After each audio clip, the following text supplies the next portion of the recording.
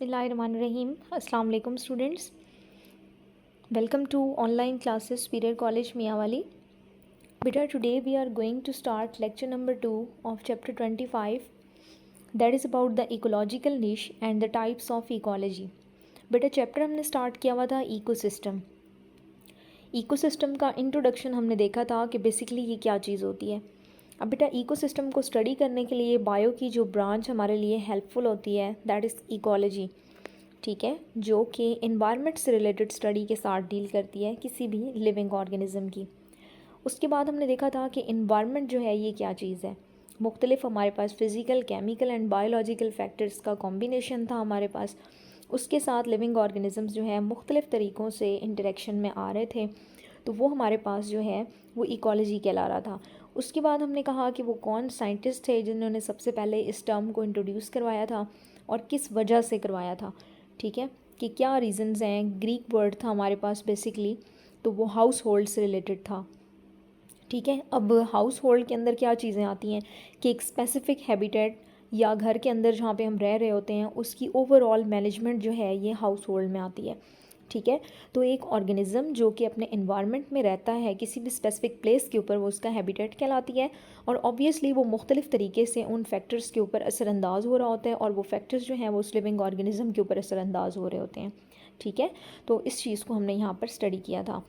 अब बेटा जब हम इकोसिस्टम की बात कर रहे थे कि इकोसिस्टम क्या चीज़ होती है, तो ये एक लार्ज जियोग्राफिकल रीजन था हमारे पास, बहुत बड़ा रीजन था, ठीक है। तो उसके बाद फिर स्टेप बाय स्टेप ऑब्वियसली हमें उसके कंपोनेंट्स को देखना था कि अगर ये एक बहुत बड़ा जियोग्राफिकल रीजन है जहाँ पर लाइफ प्रेजेंट है, तो बेटा लाइफ को फिर हम आगे कैसे डिवाइड करते हैं, मतलब छोटे सब यूनिट्स में कैसे डिवाइड करते हैं। फिर हमने कहा था उसके अंदर डिफरेंट स्पीशीज़ होती हैं, स्पेसिफाइड नंबर होता है जब उनका किसी लिमिटेड एरिया में, तो उनको हम कम्युनिटी कहने लग जाते हैं जब वो ज़्यादा कॉम्प्लेक्स हो जाती है, ठीक है। तो उसके बाद वो इकोसिस्टम में ट्रांसफॉर्म हो जाती है। सेम इसी तरह से यूनिट एरिया के अंदर किसी स्पेसिफिक स्पीशी के ऑर्गेनिज्म को जब हमने देखा था उसको हमने पॉपुलेशन का नाम दिया था। तो इस तरह से हमने इकोसिस्टम के अंदर डिफरेंट कंपोनेंट्स को देखा था डिफरेंट लेवल्स के ऊपर, ठीक है। सिंपल सी उसकी डेफिनेशंस थी। तो आज जो हमारे पास बेटा टॉपिक स्टार्ट होने जा रहा है that is about the ecological निश, कि ये क्या चीज़ होती है। मुख्तलिफ जो इकोलॉजिस्ट हैं उन्होंने किस वे में इस टर्म को जो है वो ये डिफ़ाइन किया। उसके बाद हमने इकोलॉजी की टाइप्स के बारे में देखना है कि इन्वायरमेंट के साथ जो ऑर्गेनिज़म का रिलेशनशिप होता है उसकी स्टडी के साथ ये डील कर रही है, तो इसकी टाइप्स क्या क्या हो सकती हैं, ठीक है। यानी किस किस हवाले से ऑर्गेनिज़म जो हैं वो इंटरेक्शन में आएंगे, उसको कैसे हम स्टडी करेंगे या लेके चलेंगे। अब बेटा इकोलॉजिकल निश को समझने से पहले दोबारा से जो है वो प्रीवियस टॉपिक का थोड़ा सा रेफरेंस आएगा यहाँ पर, दैट इज़ बायोस्फीयर। अब बेटा बायोस्फीयर को हम इस टर्म से फैमिलियर हैं कि ये क्या चीज़ है। It's the combination of two words, ठीक है। Bio means life and sphere means specific part या हिस्सा। सो बायोस्फीयर हमारे पास एक कलेक्टिव टर्म होती है, ठीक है, जो कि हम बेसिकली इसको ऐसे डिफ़ाइन कर सकते हैं कि अर्थ का वो स्पेसिफिक हिस्सा, ठीक है, वो थोड़ा सा हिस्सा जहाँ पर लाइफ प्रेजेंट है या लिविंग ऑर्गेनिजम्स वहाँ पे एग्जिस्ट करते हैं, that is referred to as a biosphere, ठीक है। अब वो कहते हैं कि ऑर्गेनिजम्स जो हैं वो इस स्पेसिफिक पार्ट के अंदर रहते हुए सिर्फ़ और सिर्फ उन कंडीशंस के मुताबिक ख़ुद को अडेप्ट नहीं करते, बल्कि वो क्या करते हैं, बल्कि वो उन फैक्टर्स के अंदर या उस इन्वायरमेंट में चेंजेस भी लेकर आते हैं। इट मीन्स के बायोस्फीयर के कंपोनेंट सिर्फ और सिर्फ लिविंग ऑर्गेनिजम्स पे असरअंदाज नहीं होते, बल्कि वो लिविंग ऑर्गेनिज्म बायोस्फीयर के कंपोनेंट्स पे भी असरअंदाज होता है। So, organisms within the biosphere not only adapt themselves to the environment, ठीक है, सिर्फ ये नहीं होता कि उनको कंप्रोमाइज़ करना पड़ता है कि वो उस इन्वायरमेंट में सर्वाइव करने के लिए अपने अंदर चेंजेस लेकर आते हैं, but also interact to modify and control the chemical and physical conditions. बल्कि जिस इन्वायरमेंट में वो रह रहे होते हैं, चाहे तो वो नॉन लिविंग फैक्टर्स ही क्यों ना हों, उनके साथ इंटरेक्ट करके उनको मॉडिफाई करने की कोशिश करते हैं, ठीक है, और केमिकल और फिज़िकल कंडीशंस पे भी असरअंदाज होते हैं, जिसकी वजह से बेटा बायोस्फीयर के अंदर चेंजेस भी आ सकती हैं, जिसकी वजह से हम कहते हैं कि किसी भी स्पेसिफिक एरिया का जो क्लाइमेट है वो वहाँ के ऑर्गेनिजम्स की वजह से चेंज हो सकता है। फॉर एग्जांपल अगर ह्यूमन बींग्स की बात करें, वो किसी भी इन्वायरमेंट में किसी भी जगह पे रह रहे हैं अगर, तो बेटा वो किस तरीके से इंटरेक्शन करेंगे, वो वहाँ पर फॉरेस्टेशन भी कर सकते हैं, प्लांटेशन कर सकते हैं, ठीक है, डिफॉरेस्टेशन भी कर सकते हैं, रिमूव भी कर सकते हैं उसको, इसके अलावा बेटा एग्रीकल्चर प्रैक्टिसेस भी कर सकते हैं डिफरेंट, या फिर इंडस्ट्रियलाइजेशन भी कर सकते हैं। तो डिफॉरेस्टेशन है या फिर एफॉरेस्टेशन है या फॉरेस्टेशन, फॉरेस्ट की इस्टेब्लिशमेंट है या इंडस्ट्रियलाइजेशन है, ये सारे फैक्टर्स इन्वायरमेंट में मुख्तलिफ़ तरीक़ों से असरअंदाज होंगे। ठीक है, इन फैक्टर्स की वजह से अब इन्वायरमेंट वैसा नहीं रहेगा जैसे पहले था। तो अब ये क्या चीज़ है, इट मीन्स कि कोई भी लिविंग ऑर्गेनिज़म जो कि वहाँ पर रह रहा है वो मुख्तलिफ़ तरीके से जब इंटरेक्शन में आएगा अपने इन्वायरमेंटल कंपोनेंट्स के साथ, तो वहाँ पर चेंजेस लेकर आएगा। ना सिर्फ खुद की अंदर एडेप्टेशंस करेगा बल्कि वो इन्वायरमेंट को भी मॉडिफाई करेगा अपने अकॉर्डिंग। ठीक है, तो अब बेटा हैबिटेट जो है बायोस्फीयर के अंदर, ऑब्वियसली बायोस्फीयर एक बहुत बड़ा लेवल है, तो एक ऑर्गेनिज़म के रेफरेंस से अगर हम देखें तो सारी की सारी बायोजियोग्राफी को कवर नहीं कर सकता एक ऑर्गेनिज़म। तो एक ऑर्गेनिज़म उसकी स्पेसिफिक प्लेस होती है बायोस्फीयर के अंदर, ठीक है, जहाँ पे वो रहता है। और बेटा इसको हम क्या कहते हैं, इसको हम हैबिटेट कहते हैं। हैबिटेट और हैबिट जो है ये रिलेटेड टर्म्स हैं। ठीक है, कि जिस तरह हैबिटेट जो है आपके पास इन्वायरमेंट के अंदर वो स्पेसिफिक हिस्सा होता है जहाँ पे एक ऑर्गेनिज़म रहता है। ठीक है, अब इन्वायरमेंट की बेटा स्पेसिफाइड कंडीशंस होती हैं, तो उसके अकॉर्डिंग ऑर्गेनिज़म जब खुद को अडेप्ट करता है तो उसी के रेफरेंस से उसकी हैबिट डेवलप होती है। ठीक है, तो हैबिटेट और हैबिट जो है ये क्या चीज़ हैं, both these are the related terms. So habit का वर्ड जो है बेसिकली हैबिटेट से निकला है। हम यूजुअली टर्म यूज़ कर रहे होते हैं कि जिस तरह का इन्वायरमेंट होगा उसी तरह से ऑर्गेनिज़म जो है वो ख़ुद को डेवलप करेगा। ठीक है, उसी तरह से रहने लग जाएगा। तो बेटा इन्वायरमेंट के अंदर वो स्पेसिफिक पार्ट उस ऑर्गेनिज़म का हैबिटेट कहलाता है। तो उस हैबिटेट के अंदर जिस तरह की कंडीशंस होंगी वहाँ पे मौजूद ऑर्गेनिज़म उसको अपने अकॉर्डिंग चेंज करने की भी कोशिश करेगा, लेकिन वो हैबिटेट भी असरअंदाज होगा उस ऑर्गेनिज़म के ऊपर जिससे उसकी हैबिट डेवलप होगी। ठीक है, सो बेटा an organism responds to an a variety of environmental factors and only when all of them are within the range of tolerance it can inhabit a location। ठीक है, अब बेटा रेंज ऑफ टॉलरेंस से क्या मुराद है, means कि एक specified हद तक लिमिट के अंदर रहते हुए जो है वो वहाँ पर एक ऑर्गेनिज़म जो है अपने इन्वायरमेंट के ऊपर असरअंदाज होगा। जब चीज़ें बहुत एक्सट्रीम पे चली जाती हैं तो वो फिर बहुत ड्रेस्टिक चेंजेस आना शुरू हो जाती हैं, तो उस ऑर्गेनिज़म का हैबिटेट ही अल्टीमेटली तबाह हो जाता है। तो कहता है कि विद इन लिमिटेड रेंज जो है, with in the range of tolerance जो है एक ऑर्गेनिज़म अपने इन्वायरमेंट में रह सकता है और वहाँ पर मौजूद उस जगह पर चेंजेस भी आ सकती हैं और उस ऑर्गेनिज़म में भी आ सकती हैं। So the actual location of place where an organism lives is basically refer to as a habitat. ठीक है, अब बेटा टर्म आ जाती है हमारे पास इकोलॉजिकल निश, जो बेसिकली हमारा टॉपिक था। 1917 में जोसेफ ग्रिनेल एक साइंटिस्ट थे, उन्होंने जो है ये बेसिकली अमेरिकन ऑर्निथोलॉजिस्ट थे जो बर्ड्स की स्टडी के साथ डील करते हैं, प्रपोज द टर्म ऑफ निश इन इकोलॉजी। उन्होंने सबसे पहले इस टर्म को जो है ये इंट्रोड्यूस करवाया था, जोसेफ ग्रिनेल। अब ये MCQs के हवाले से एक बहुत इंपॉर्टेंट स्टेटमेंट होगी जिसको आपने याद रखना है कि सबसे पहले इस टर्म को जो है ये इंट्रोड्यूस किसने करवाया था इकोलॉजी के अंदर। द हैबिटेट एंड निश आर क्लोजली रिलेटेड। अब कहते हैं हैबिटेट क्या था, हैबिटेट वो स्पेसिफिक प्लेस थी जहाँ पे एक लिविंग ऑर्गेनिज्म रह रहा था। तो कह रहे हैं निश इसके साथ क्लोजली रिलेट कर रही है, तो निश या तो फिर उस ऑर्गेनिज्म को कहेगा, ठीक है, जो कि उस हैबिटेट के अंदर रह रहा है, या फिर जो है वो उस हैबिटेट को कहेगा, या किस चीज़ को कहेगा ये हमें क्लियर हो जाता है। Niche is defined as the ultimate distributional unit within which a species restrained by limitations of its physical structure and its physiology। ठीक है, अब एक स्पीशी के जो ऑर्गेनिजम्स होते हैं वो बेटा अपने अंदर जो फिज़िकली उसकी होते हैं कंडीशंस होती हैं एज वेल एज फिजियोलॉजिकली, ठीक है, जो उसका सेटअप होता है वो बेटा उस इन्वायरमेंट के अकॉर्डिंग जो है वो उसको सेट करता है। ठीक है, या अपनी फ़िज़िकल और फिज़ियोलॉजिकल कंडीशंस के मुताबिक एक स्पेसिफिक जगह का इंतखाब करता है। ठीक है, that is refer to as a niche. Charles Elton considered the niche is the basic role of an organism in the community. ठीक है, अब बेटा दोबारा से प्रीवियस टर्म के ऊपर चले जाएं जो उन्होंने कहा कि फ़िज़िकली एंड फिज़ियोलॉजिकली। तो चार्ल्स एल्टन के मुताबिक क्या स्टेटमेंट थी कि एक ऑर्गेनिज़म जो है जो कि अपना बेसिक रोल प्ले करता है एक कम्युनिटी के अंदर। अब देखो बेटा कोई भी ऑर्गेनिज़म अपने इन्वायरमेंट के लिए जो रोल प्ले करता है तो ऑब्वियसली उसके अंदर वो प्रॉपर्टी तो होनी चाहिए ना, ठीक है। अब प्लांट्स है ना, फॉर एग्जांपल प्लांट क्या रोल प्ले करता है अपने इन्वायरमेंट के लिए? बेटा वो ये करता है कि कार्बन डाइऑक्साइड को कंज्यूम करता है और ऑक्सीजन को रिलीज़ करता है। अब उसके लिए उसकी फिजियोलॉजी किस तरह से मॉडिफाई है?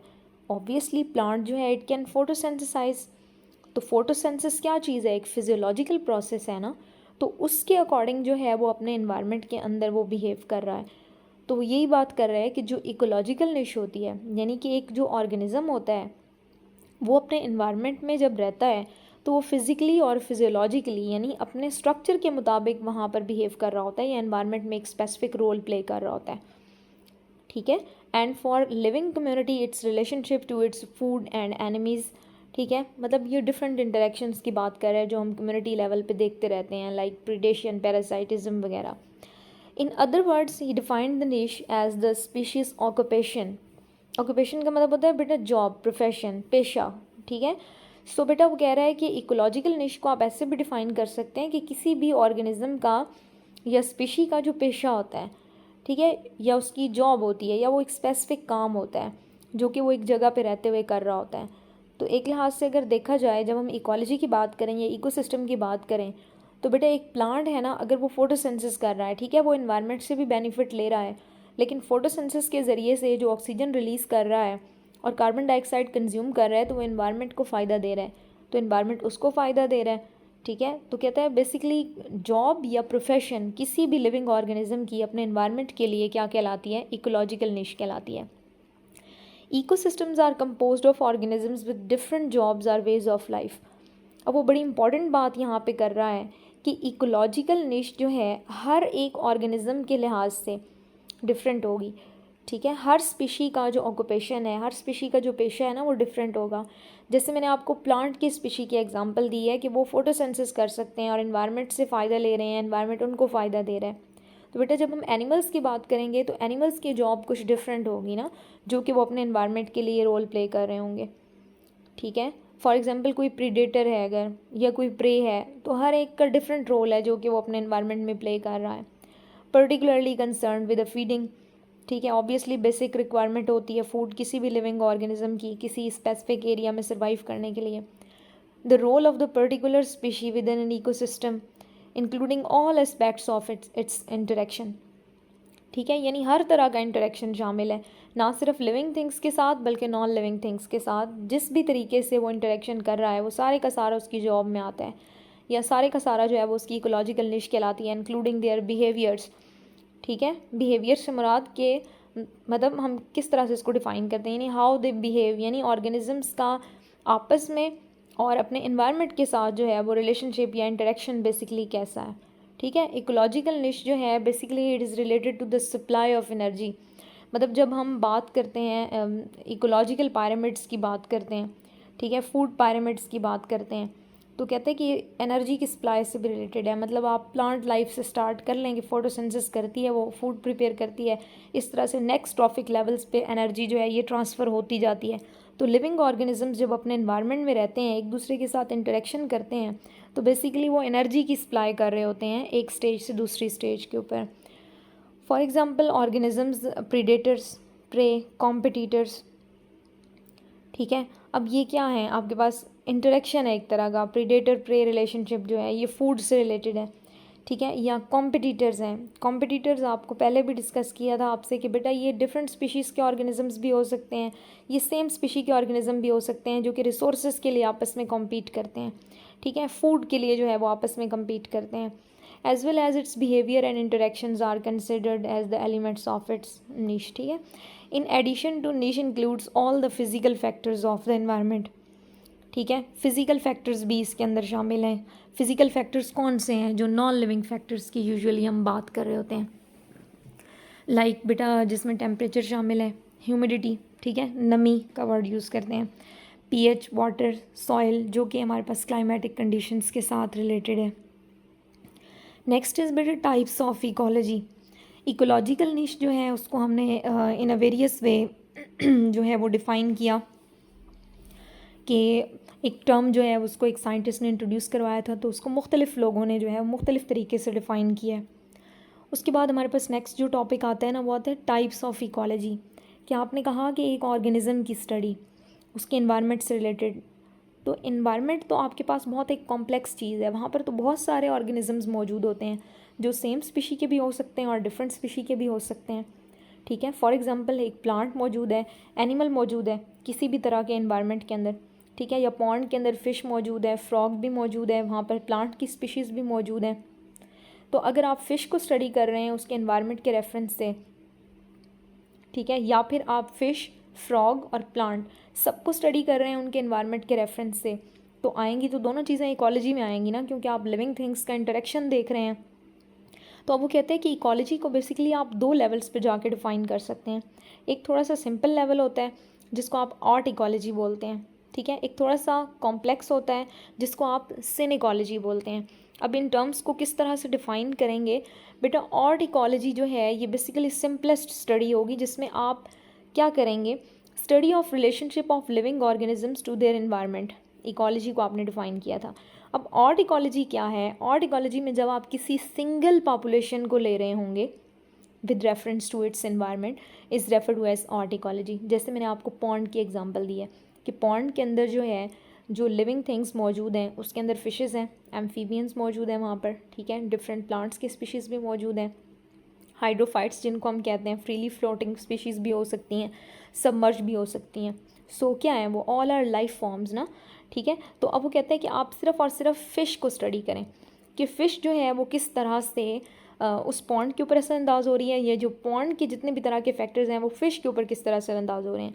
यानी आपने एक सिंगल पॉपुलेशन के रेफरेंस से जब स्टडी करना है इन्वायरमेंट को, that is refer to as autecology, ठीक है। तो इसको आप पॉपुलेशन इकोलॉजी भी कह सकते हैं, ठीक है, कि स्पेसिफिक एक लिविंग ऑर्गेनिजम्स का ग्रुप है जो कि सेम स्पीशीज से बिलोंग करते हैं, आप उनका इंटरेक्शन जो है वो सिर्फ उनके इन्वायरमेंट के साथ देखने जा रहे हो, तो ये थोड़ा सा लिमिटेड जो है वो चीज़ कंसिडर होगी।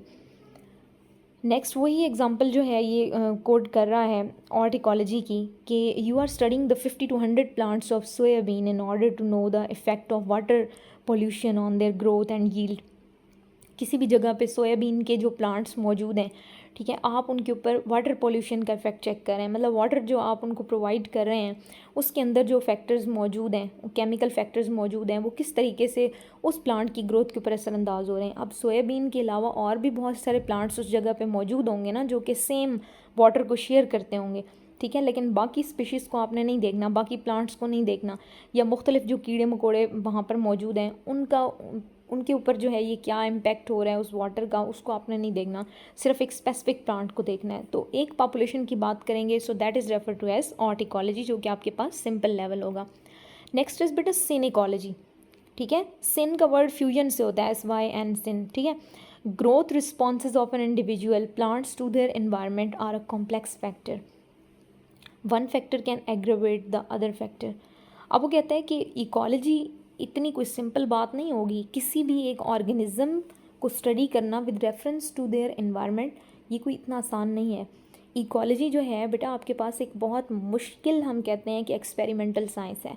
ये पढ़ने में आसान लग रही होती है हमें, ये चीज़ें याद करने में, लेकिन जब हम एक्सपेरिमेंट्स के ऊपर जाते हैं ना इसके, तो ये बहुत मुश्किल हो जाती है, क्योंकि ये बहुत कॉम्प्लेक्स फैक्टर्स होते हैं जहाँ पे कॉन्टीन्यूसली वेरिएशंस आती जाती हैं, और हमारे जो इसके साथ हम कह लें कि क्रेज़ है ना वो बढ़ता जाता है, ठीक है। तो जब भी स्पीशीज़ का नंबर ज़्यादा होता है ना किसी स्पेसिफिक एरिया के अंदर, तो वो बेटा फिर एक फैक्टर जो है वो दूसरे को समटाइम्स एग्रेवेट कर देता है, बढ़ा देता है, या समटाइम्स जो है वो एक और स्पीशी का नंबर ज़्यादा होता है तो वो दूसरी का कम होना शुरू हो जाता है। इस तरह के कॉम्प्लेक्स इंटरेक्शंस जो हैं इन्वायरमेंट में चलते हैं, कॉम्बिनेशन ऑफ फैक्टर्स वहाँ पे इन्वॉल्व होते हैं।